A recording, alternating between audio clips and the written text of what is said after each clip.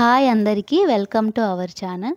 ఇప్పుడైతే మేము తుని దగ్గర ఉన్న తలుపులమ్మ లోవాకైతే స్టార్ట్ అయ్యామన్నమాట. నేనైతే ఫస్ట్ టైం వెళ్ళడం, ఎప్పుడు వెళ్ళలేదు.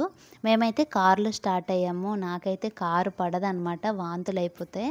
అందుకే గ్లాస్ తీసేసి ఇంకా వెళ్తున్నాము. అదైతే 2 అవర్స్ పడుతుంది జర్నీ. పాప అయితే ఫోన్ కోసం చాలా ఇబ్బంది పెట్టింది, బట్ నేనైతే ఫోన్ ఇవ్వలేదు. అలా మేమైతే క్లైమేట్ని ఎంజాయ్ చేసుకుంటూ వెళ్ళాము. హైవే రోడ్ అయినా సరే మంచిగా కొండలు, పొలాలు చూడడానికైతే చాలా బాగుంది ఫ్రెండ్స్. చాలా బాగా అనిపించింది. ఇంకా వాంతులు అవుతాయని భయపడ్డాను, బట్ అమ్మవారి దయ వల్ల అయితే ఏం వాంతులు కూడా ఏం అవ్వలేదు. ఇంకా మేము తలుపులమ్మ లోవాకి చేరుకునే టైంలో ఇంకా ఆటోలతో చాలామంది జనాలు కట్టెలు, తపాలాలు అంటే అక్కడే ఫుడ్ వండుకొని తింటారంట. ఇంకా మేము వెళ్ళగానే అక్కడ అష్టలక్ష్ములు దర్శనం ఇచ్చారనమాట ముందుగా. ఇంకా అక్కడ దండం పెట్టుకొని మేమైతే అమ్మవారి ద్వారం గుండానే ఇంకా ముందుకు వెళ్ళాము. ముందుకు అక్కడికి వెళ్ళగానే ఇంకా అక్కడైతే మనం ఏంటంటే కోళ్ళు, అంటే ఎవరి మొక్కులు వాళ్ళకు ఉంటాయి కదా, కోళ్ళు లేదా చీర, కొబ్బరికాయ, ఎవరు ఏది అనుకుంటే అదే అమ్మవారికి మొక్కుబడి చేస్తారనమాట. ఇంకా అలాగ అయిపోయిన తర్వాత ఇంకా చూడండి, ఆ కొండని చూస్తుంటే, ఆ 2 కొండల మధ్య ఉన్న అమ్మవారిని చూస్తుంటే అసలు 2 కళ్ళు సరిపోలేదు. నార్మల్గా అయితే ఇది 3 సంవత్సరాల చరిత్ర గల తలుపులమ్మ లోవ అంట. దారకొండ, తీగకొండ అంటే 2 కొండల మధ్యలో అమ్మవారు వెలిసారు. దారకొండ అంటే ఎప్పుడూ ధారాళంగా వాటర్ వస్తూనే ఉంటుంది. తీగకొండ అంటే మొక్కలతో, అంటే చెట్లతో అల్లుకుపోయే తీగకొండ. ఆ 2 కొండల మధ్య అమ్మవారైతే వెలసారు. తలుపుల అమ్మవారు అంటే అందరి తలుపులను తీర్చే, అంటే ఎవరి మనసులో ఉన్న కోరికలు నెరవేర్చే అమ్మవారు కాబట్టి ఆవిడకి తలుపులమ్మ తల్లి. ఇక్కడికైతే చిన్న చిన్న పిల్లలతో సహా తీసుకొని వస్తారనమాట. అంత నమ్మకమైన అమ్మవారంట, అంత ప్రత్యేకమైన ఆవిడ. ఇంకా మనమైతే కొండపైనే కొబ్బరికాయ, పసుపు, కుంకుమ అంటే పూజకు కావాల్సిన సామాన్లన్నీ మనకి కొండ మీద దొరుకుతాయి. చీర కావాలంటే చీర కూడా మొక్కుబడికి. ఇంకా అలా చూసుకుంటూ ముందుకు వెళ్ళాము. దర్శనంకు మార్గం అని చెప్పేసి ఉంది అక్కడ. 20 రూపాయలు అంటే 50 rupees, 100 rupees ticket, free ticket కూడా ఉంది. ఎవరికి ఏది వీలైతే అందులో అనమాట. మేమైతే 100 రూపీస్ టికెట్ తీసుకున్నాము, అప్పటికే లేట్ అయిపోయిందని చెప్పేసి. ఇంకా అలా విఘ్నేశ్వరుడి దర్శనం జరిగిందనమాట. ఆ వినాయక స్వామికి దండం పెట్టుకొని కొబ్బరికాయ కొట్టి మేము ఇంకా ముందుకైతే స్టార్ట్ అయ్యాము. ముందుకు స్టార్ట్ అయితే అక్కడ పైనుంచి వాటర్ కారుతూనే ఉంటుంది. ఆ మెట్లు ఎక్కేటప్పుడు మనం జాగ్రత్త వహించి ఎక్కాలన్నమాట, లేదంటే కాలు జారిపోతాయి. పైనుంచి చెప్పాను కదా దారకొండ అని చెప్పేసి, అదే అండి. వాటర్ ఎప్పుడు ధారాళంగా కారుతూనే ఉంటుంది. అదే దారకొండ. ఇంకా తీగకొండ అటు సైడ్ ఉంటుంది అనమాట. ఇంకా అలా జాగ్రత్తగా మేమైతే స్టెప్స్ దాటుకుంటూ పైకి వెళ్ళాము.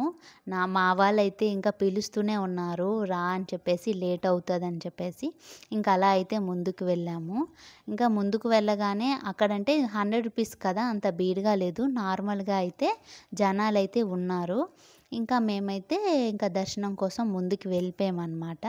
ముందుకు వెళ్తే అక్కడైతే అసలు వీడియోస్ తీయకూడదు, ఇంకా ఫోన్స్ లోపల పెట్టేయండి, ఆఫ్ చేసేయండి అని చెప్పారు.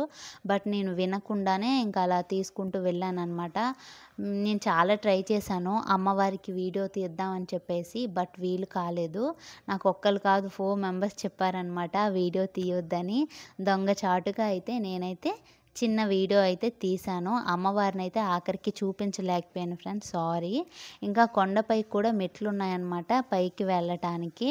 నాకైతే చాలా సంతోషం అనిపించింది, ఎందుకంటే నేను ఎప్పుడూ ఇటువంటి గుళ్ళకి ఇంత దూరం వెళ్ళలేదు. ఇంకా చాలా ఎగ్జైటింగ్గా అనిపించింది, చాలా బాగా అనిపించింది.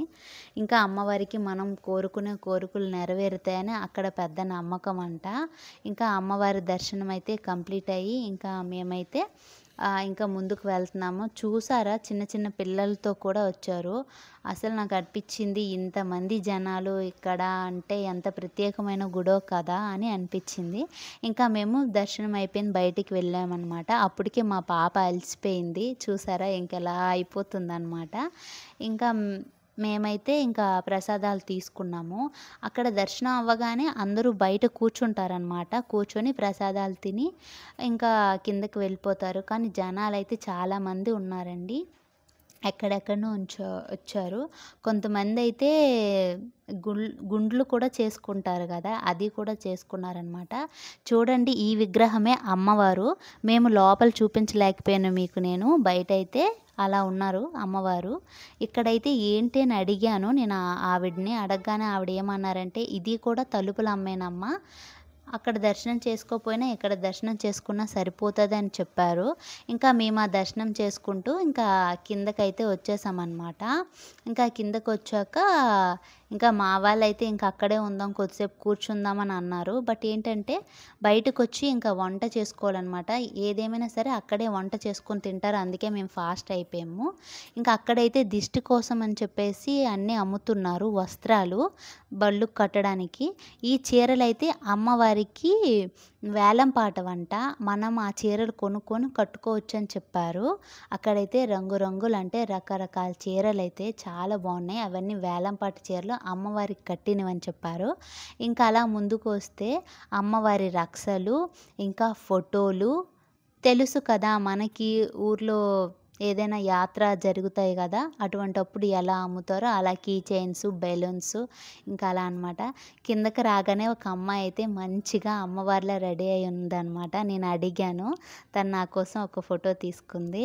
ఇంకా మేము అటునుంచి స్టార్ట్ అయ్యాము. మా అబ్బాయి అయితే ఫస్ట్ కార్‌లో వెళ్ళవలసింది వెళ్ళలేదు. నా కోసం ఉండిపోయాడు. ఇంకా ప్లేస్ సరిపోలేదు. పెద్దవాడైపోయాడు కదా!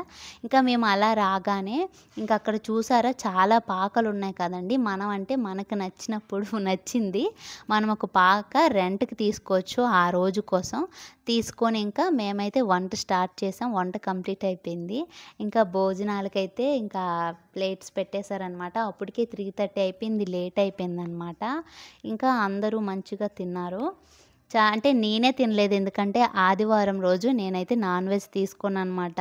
ఆ రోజు నేను కేవలం కొద్దిగా బిర్యానీ మట్టుమే తిన్నాను.